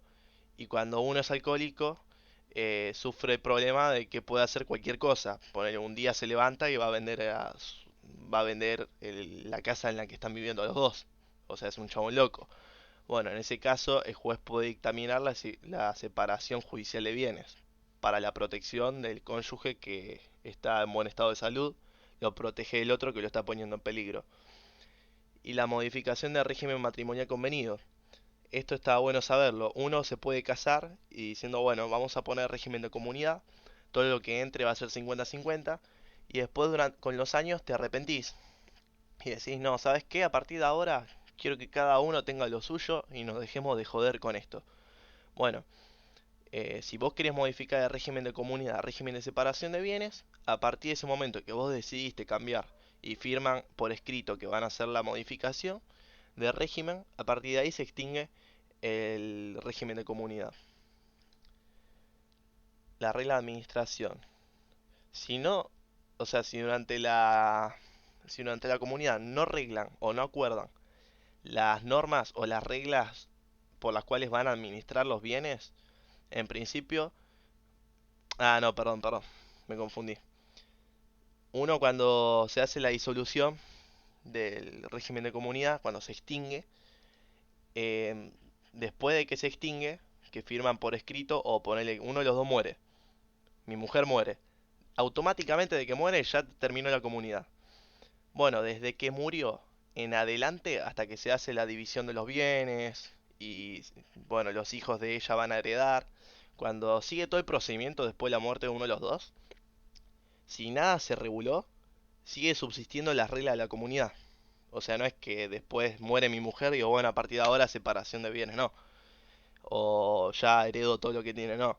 Sigue la regla de comunidad, como que yo no puedo tocar nada de los bienes hasta que no se resuelva el problema, que ahí vamos a ver.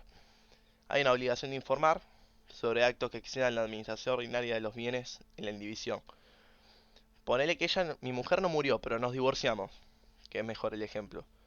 Me divorcio con mi mujer y a partir de ahí terminó la comunidad en principio. Bueno, como terminó la comunidad, mi mujer dice, bueno, ahora que me divorcié, voy a vender toda la mierda y me voy a quedar con toda la guita. O sea, me voy a quedar todo para mí. No puede hacer eso, porque está excediendo la administración ordinaria de los bienes. Y en ese caso, una vez que se divorcian, no pueden hacer nada hasta que pasen a la etapa siguiente, que es la liquidación de la comunidad. Si vos ves que vos te divorciás y tu mujer empieza a tomar medidas que exceden la administración, o sea, quiere empezar a vender todo al día siguiente de que se divorcian, vos podés tomar las medidas protectorias. ¿Qué son las medidas protectorias? Es que el juez va a disponer por medio de una resolución de que ninguno de los dos puede tocar los bienes hasta que pasen a la etapa de liquidación, que es la etapa siguiente. Puede disponer un embargo o puede disponer que los bienes, o sea, es una forma de proteger el patrimonio de la comunidad. No es que uno de los dos por un capricho dice, bueno, vendo, listo, ya está, al día siguiente hago lo que se me canta, no. Tenés que respetar el procedimiento de la disolución del matrimonio. La etapa que le sigue es la liquidación. O sea, habíamos dicho, termina el régimen de comunidad, que es la extinción por esas causas, muerte, divorcio, bla, bla. Después tenemos la otra causa, la otra etapa que se llama indivisión poscomunitaria, que es una etapa donde ninguno de los dos cónyuges puede tocar nada. O sea, todo el patrimonio, los bienes son intocables por ese tiempo, hasta llegar a la etapa de liquidación. En la etapa de liquidación el juez determina de todas las cosas que hay, auto, casa, no sé, moto, lo que sea, todos los muebles de adentro, la ropa, la heladera, la cocina, bueno, determina de, de quién es cada cosa.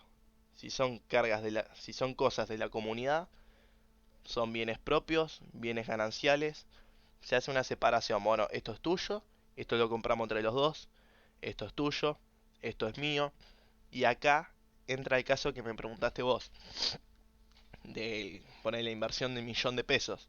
Bueno, habíamos hecho un plazo fijo.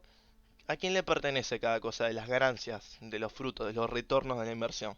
Bueno, mira, este porcentaje te corresponde a vos. Este otro porcentaje te corresponde a vos. De toda la deuda que teníamos, ponele que debían la expensa del departamento. Bueno, ¿a quién le corresponde? Este porcentaje te corresponde a vos. Este otro a vos. Se hace toda esa distinción.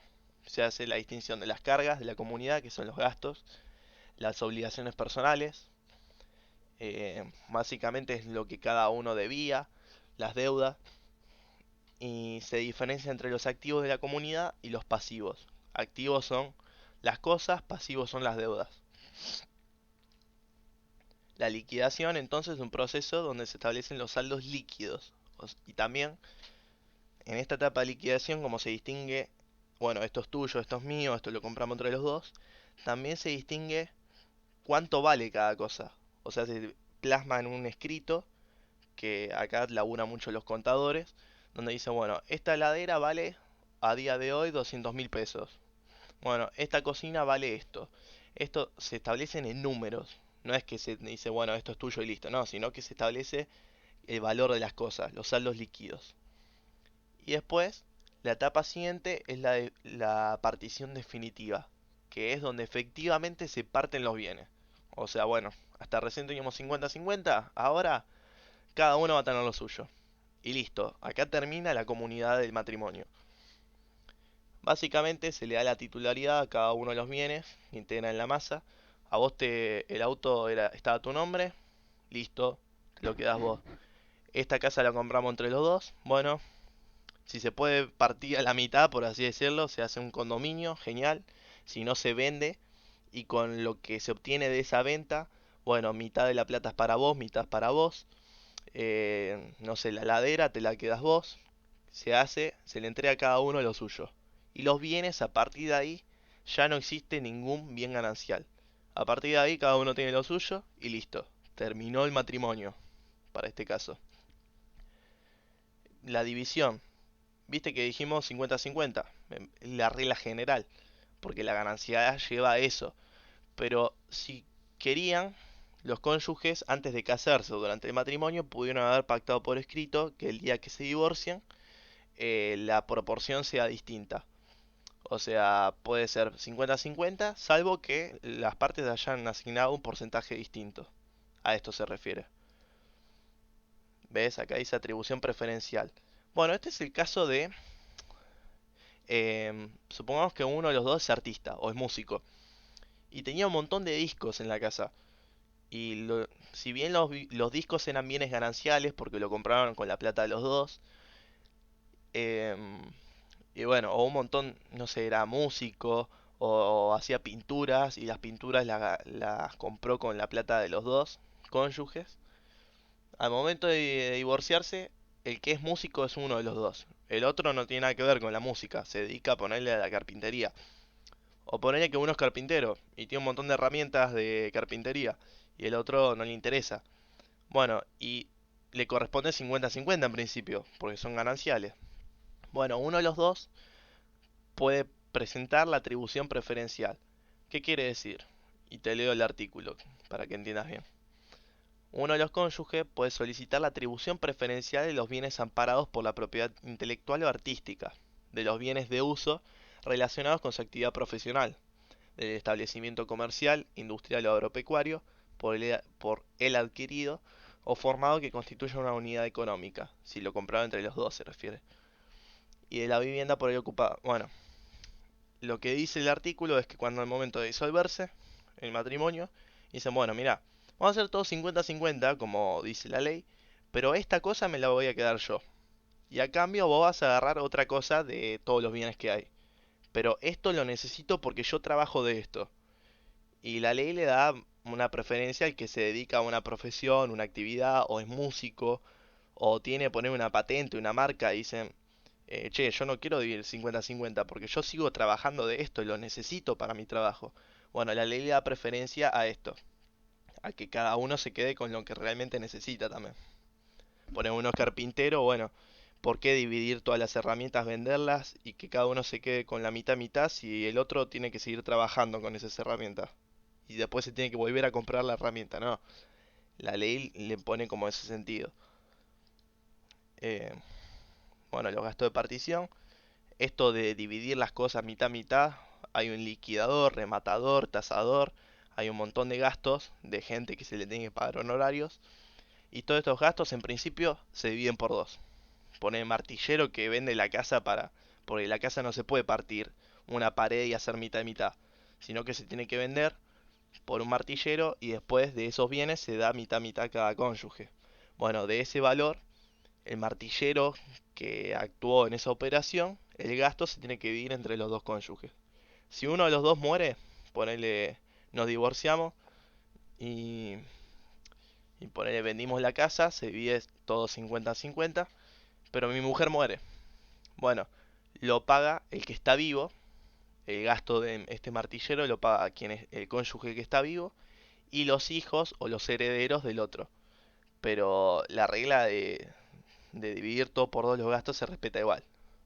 O el cónyuge que sigue vivo lo va a pagar y del otro muerto lo pagan los hijos o sus ascendientes, que serían los padres del otro. Pero siempre se hace mitad-mitad. No es que uno paga todos los gastos. Y después tenemos el otro régimen, que este es más fácil. Y la verdad es que yo recomiendo al momento si alguno se quiere casar, que es en mi caso, en un futuro, si yo un día tengo ganas de casarme, voy a usar este, que es el régimen de separación de bienes. Separación de bienes se caracteriza porque cada cónyuge mantiene la propiedad de los bienes que adquirieron antes, durante el matrimonio y después del matrimonio. No hay derecho a tener titularidad de los bienes del otro. Ponele, yo compré un auto antes de casarme, cuando estaba soltero, y cuando me caso, quiero comprar la casa con la que voy a vivir con mi mujer. Bueno, esa casa va a ser propia mía. Y mi mujer va a tener sus cosas también propias. No es que hay algo que se comparte. Ahora hay una excepción, ahí la voy a explicar. Pero en principio cada uno tiene lo suyo. Como consecuencia, como dice el nombre, separación de bienes, no hay una masa común. No hay ganancialidad, no hay 50-50. Acá cada uno tiene lo suyo y listo. Si uno compró muchas cosas, pone uno es pobre, el otro es rico, bueno, es así. Después tal vez cuando se divorcien uno le va a deber alimentos al otro. Pero en principio cada uno tiene lo suyo. Al momento de divorciarse no es que dicen, ah, bueno, yo voy a quedarme con esta casa, con esto, no. Cada uno tiene lo suyo y listo. Terminó el problema ahí. En el régimen de separación de bienes, al momento de cesar, no habrá nada en común, que es lo que ya dije. En tal sentido, no hay ganancialidad. Bueno, cada uno tiene la libre administración y disposición de sus bienes personales. Esto, el artículo, es algo que no vale la pena ahora. ¿Y cuándo se puede optar? Bueno, ¿sabes qué? Yo me quiero casar. Te pongo en este caso. Estoy soltero, pero estoy saliendo con una piba y me quiero casar. ¿Cuándo puedo elegir por este régimen? O sea, ¿cómo hago para hacerlo? Bueno, al momento de casarte, si vos te casas así porque sí va a ser registro civil y te casás con una mina, en principio la ley va a entender que es régimen de comunidad. Es la presunción. O sea, si vos nada pones en contrario, régimen de comunidad. Tenés que aclarar por escrito, por medio de convenio entre esponsales, que eso se dedica un abogado, va, se hace un escrito antes del casamiento y por medio de este escrito se establece que querés celebrar régimen de separación de bienes. Lo tenés que poner tanto vos como tu mujer o tu cónyuge. Los dos tienen que aclarar eso. No es que uno dice, bueno, comunidad, yo separación de bienes. No, los dos se tienen que poner de acuerdo para dejarlo por escrito. Y a partir de ahí, todo lo que celebre en adelante va a haber la separación. Pero si vos no pones nada y te casás y punto, bueno, a partir de ahí hay comunidad. Esa es la presunción de la ley. Lo podés poner antes de celebrar el matrimonio, o también te pudiste haber casado y tener régimen de comunidad. Bueno, cada uno tiene 50-50 de las cosas. Pero después decís, che, loco, la verdad que vi al Temach y después de que vi el Temach, digo, quiero tener lo mío, que la mina se vaya a la mierda y nada. O sea, ves que todos están simpiando, que las minas se le quedan con todos los bienes y decís, bueno, quiero tener separación de bienes. Se puede hacer eso durante el matrimonio. No es que si no lo hiciste en un comienzo ya está. Se puede modificar, pero requiere obviamente el consentimiento del otro. Poner en el caso de una mujer, la mujer también tiene que aceptar eso, que es muy difícil que acepte, ¿no? Porque si hubo interés de por medio, se casaron y ella se casó por eso mismo, cagaste. Pero bueno, se podría modificar durante el matrimonio, pero se necesita una sentencia judicial, no es que escrito en escribo en una servilleta de papel, separación de bienes y listo, no. Se requiere que el juez dicte eso. Em, bueno, acá hay una excepción, es que por más que cada uno tenga lo suyo, hay unas cosas que van a ser comunes a los dos, te guste o no. O sea, por más que digas, no, yo quiero tener lo mío, ella lo suyo y listo, no es tan así. Por ejemplo, el caso de la vivienda familiar. Los dos van a vivir en una casa. Si bien la casa es titularidad de uno, esa casa se puede constituir como vivienda ganancial. Y vivienda ganancial significa que para la ley, en esa casa van a vivir esas dos personas. Y la están compartiendo esas dos personas. Si bien la titularidad es de uno, en esa casa se van a, por ejemplo, tienen hijos, bueno, la crianza de los hijos, pagar todos los gastos de alimentación, la electricidad, agua, gas, esos gastos van a ser comunes para los dos, porque en esa casa se constituye el núcleo de familia, así lo entiende la ley. La vivienda familiar, o sea, el techo y los muebles indispensables, por ejemplo, el sillón, la cocina, la ladera, todas esas cosas, el techo y los muebles se van a compartir por los dos, por más que sea titularidad de uno de los dos. Ponele, yo puse la casa y mi mujer puso los muebles, por más que ella tenga los muebles y yo la casa, todo eso constituye una cosa común a los dos, porque ahí es donde se constituye el matrimonio y tenemos los hijos y o poner que estamos solos, pero para la ley lo entiende así, porque ahí entendé que el matrimonio está el deber de solidaridad, de asistencia mutua, de cooperación, que habíamos dicho al principio, y la ley entiende que en el momento que vos te casás, por más que tengas separación de bienes, la idea es ayudar al otro. Por eso está la solidaridad familiar y se protege la vivienda familiar y los muebles. Eh, que dice la única restricción impuesta por la ley es respecto a la vivienda familiar. Si uno de los dos, a esto es lo que quiero llegar, eh, cada uno tiene lo suyo. Yo tengo la casa, mi mujer puso los muebles. Yo quiero vender la casa, diciendo, che, mirá, vendo la casa y nos vamos a mudar. Bueno, por más que la casa sea mi nombre y ella no tenga ningún tipo de titularidad sobre esa casa,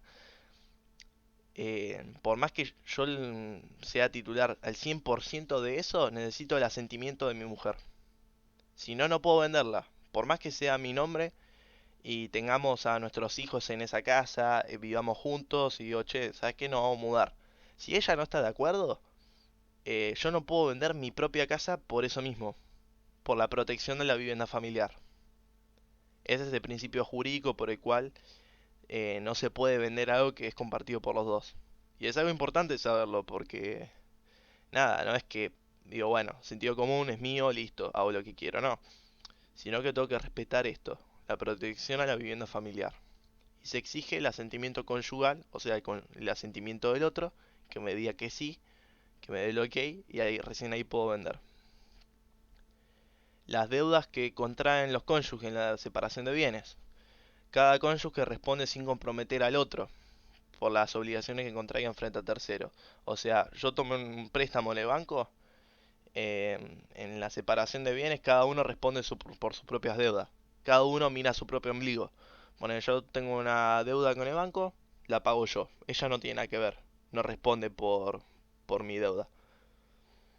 Y hay ciertas deudas que sí tiene que pagar. Si yo tomé ese préstamo con el banco para solventar los gastos del hogar, donde están nuestros hijos o donde nosotros dos vivimos, por ejemplo, yo debía luz, no puedo pagar la luz o el agua, y tengo una cuota gigante, una deuda gigante, pido un préstamo de banco, por más que lo pida yo en mi titularidad, o sea, va a figurar Banco Itaú o Banco Santander, y el préstamo es a nombre de Fernando Albano, por más que sea mi nombre, esa deuda ella va a tener que colaborar en pagarla, porque es para ciertas deudas que responden al interés familiar.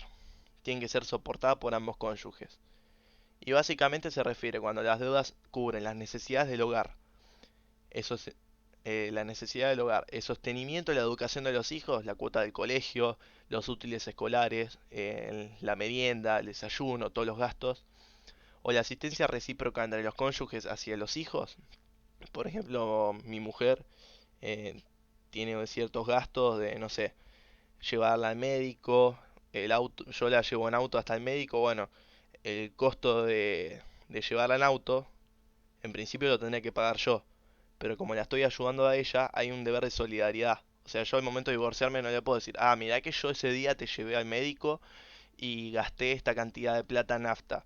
O no le puedo pasar factura de todo, porque hay un deber de solidaridad que está el interés familiar por encima de todo. A eso me refiero. Y con los hijos lo mismo. Por ejemplo, yo, mirá que le pagué la cartuchera, le compré la mochila al hijo y vos no le compraste nada.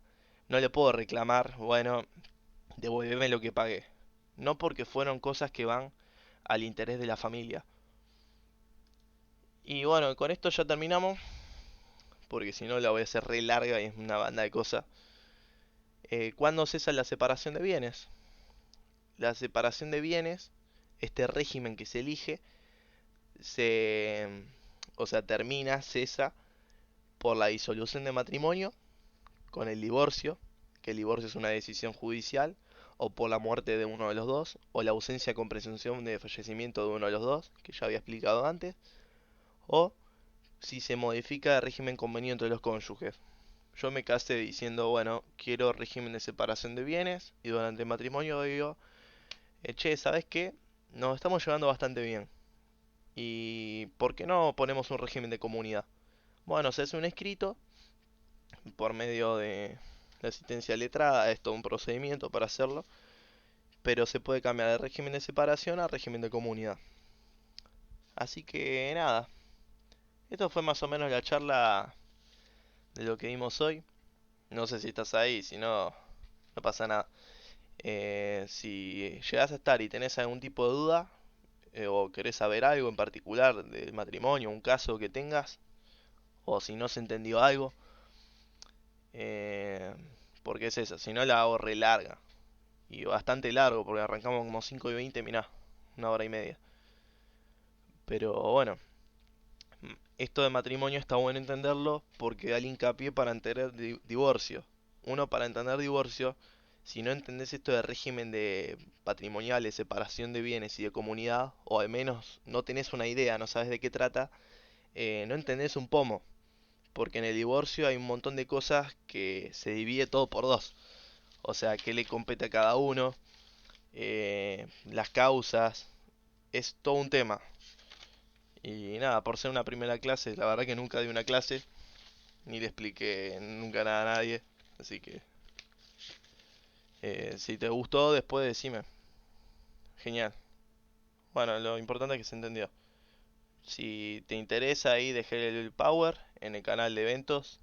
Si un día te interesa dar una chumeada o si un día querés preguntar de algo, che, ¿de dónde sacaste esto del power? Te digo el número del artículo porque está bueno saberlo. No es que derecho sabe el que estudia abogacía y listo, ¿no? Está bueno saberlo todos porque es como dice el temach.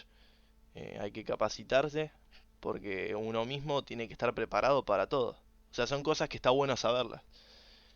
Y después algo que está interesante, que no lo explica acá, pero estaría bueno saberlo en una clase próxima, son las uniones convivenciales. Que para que tengas una idea, vos te podés casar por matrimonio o también te podés unir con otra persona por medio de una unión convivencial.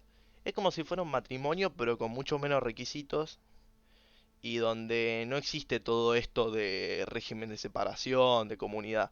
Es algo más simple. Pone dos personas que se unen nomás para tener un hijo en común. Y que te da un montón de beneficios más, a diferencia de estar soltero, porque estando soltero vos no tenés que darle alimentos a nadie, y estando en unión convivencial sí.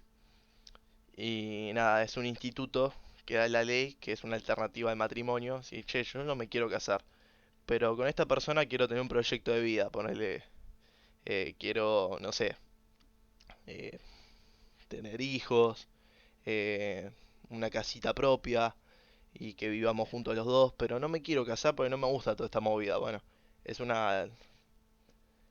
Claro, bueno, concubinato ya no se usa más, era con el código viejo, pero básicamente lo mismo. Es algo parecido, mira, te lo digo como para que te lo sepas así, ya que estás acá y sos el alumno más firme.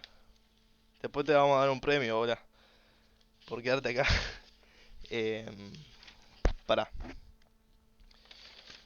unión convivencial. Sí, pero básicamente es algo así. O sea, la unión convivencial es la convivencia entre dos personas que comparten una relación afectiva en común y tienen un proyecto de vida en común. Se tiene que registrar, es un escrito que se registra como irte a casar, que tenés que llevar los testigos, viste, todo eso, bueno. Ah, no hable de los requisitos, pero bueno, el pedo, saberlo. Y para tener una unión convivencial necesitas una convivencia de por lo menos 2 años. Yo me lo hice con la mamá de mis nenas en el 2014. Me separé de ella. Bueno, eso es un tema. Te digo por qué, porque si vos te separaste de ella, o sea, de dejar de vivir con ella, pero no escribiste nada donde se anule, vos estás ahora mismo bajo una separación de hecho. Para, déjame averiguarte bien. Dame un segundo. O sea, es distinto al matrimonio. En el matrimonio, si fuera el caso de matrimonio que vos estuvieses casado y nunca te hubieses divorciado, ahora mismo estarías en una separación de hecho. O sea, vos seguís siendo cónyuge y tenés todas las obligaciones que hablé en toda la clase de ser cónyuge. Tenés deber de darle alimentos. La unión convivencial es algo más leve, no es como el matrimonio, pero tiene un montón de obligaciones también. Eh, por ejemplo, para hacer una unión convivencial, hoy, no sé con el código anterior cómo era, pero hoy se tiene que firmar un pacto de convivencia por escrito que regula la contribución de las cargas del hogar, o sea, qué va a aportar cada uno, la atribución del hogar y en caso de ruptura, quién va a tener la atribución del hogar de los hijos, o sea, quién le va a corresponder. Todo se hace por escrito. Y la división de bienes obtenidos por esfuerzo común. Por ejemplo, los dos compraron, no sé, la casa, el auto, todo lo, todo lo que implicó comprar entre dos, no aplica un régimen de comunidad o de separación de bienes, sino que en la unión convivencial es todo más flexible, lo pactan entre las partes. En el matrimonio te tenés que someter a dos cosas, régimen de comunidad o de separación de bienes. Te tenés que fumar lo que dice la ley y no podés salir de ahí. En la unión convivencial cada uno puede pactar lo que quiere. Decir, bueno, yo me quedo con yo aporto el 60%, vos el 40%, el día que nos separemos, todo para mí, todo para vos. Es mucho más flexible, le da más libertad a las partes, pero también tenés una serie de límites en el pacto. O sea, no puede ir contra la ley lo que vos pactes en ese pacto de convivencia. También hay un principio de igualdad de los convivientes, que antes se le llamaba concubina. No, no me acuerdo cómo se decía. Hoy se le dice convivientes, a los que están en vez de ser cónyuges se llaman convivientes. Y tampoco puede afectar el derecho del otro, no es que, bueno, vos te podés quedar con todo y tu mujer sin nada. Como que siempre va a haber un 50-50. Por más que no haya régimen de comunidad, siempre la ley es, y suena feo, pero también los jueces suelen fallar a favor de la mujer siempre. Es la que está, no más desamparada, pero siempre termina ganando. Es así. Y más que nada, si vos me decís que ella se quedó con las nenas, no, no dijiste nada de eso, pero leí mal. Pero en el caso de que ella tenga la tenencia de las hijas, también es un tema. Eh, pero tenés también un montón de obligaciones. Por ejemplo, los efectos durante la convivencia en una unión convivencial es que toda relación económica que se dé entre los dos cónyuges está sometida por los pactos de convivencia. O sea, compran algo y bueno, según, viste esto que expliqué de régimen de comunidad, de separación, a quién le pertenece, bueno, todo va a estar por el pacto de convivencia, lo que hayan pactado las partes. Hay un deber de asistencia moral y material, cada uno se tiene que ayudar. Eh, hay un deber de contribución a los gastos domésticos del hogar. Hay una responsabilidad solidaria por deudas contraídas en la convivencia. Hay una atribución de la vivienda. Si se registró la casa donde estaban viviendo como, como vivienda familiar, requiere el asentimiento del otro para venderla, por ejemplo. No se puede ejecutar la vivienda familiar. Como que es muy parecido al matrimonio, pero es más tranqui. El 20% día de la semana y los fines de semana están conmigo. Ah, genial.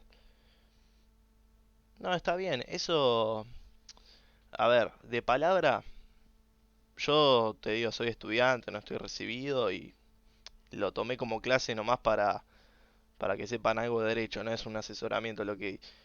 Pero cuando es así de palabra, ten cuidado, porque al no estar nada escrito, y vos lo decís todo de palabra, un día te puede saltar con cualquier cosa, y vos lo más probable es que tengas que agachar la cabeza porque no tenés forma de probar lo que venían haciendo. Porque ponele, vos le estuviste dando el 20% y de la nada te dice que le parece poca plata y después cuando va al, ponele que va con un abogado y te demandan a vos, un día te va a decir que tal vez le pasaste el 10% en vez de 20, si fue todo de palabra.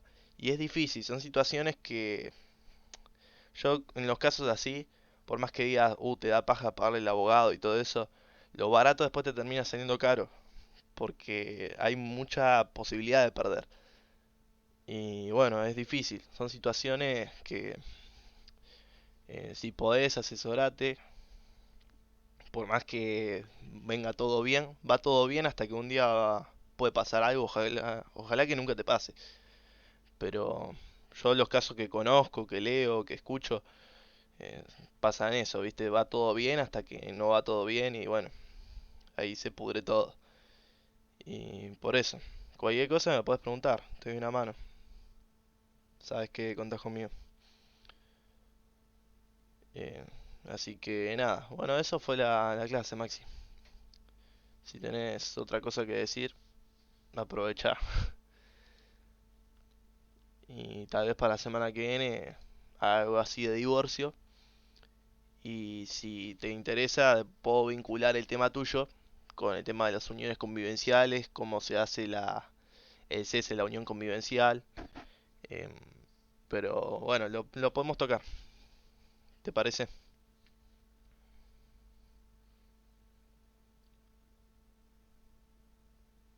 Así que nada, gracias por quedarte hasta acá.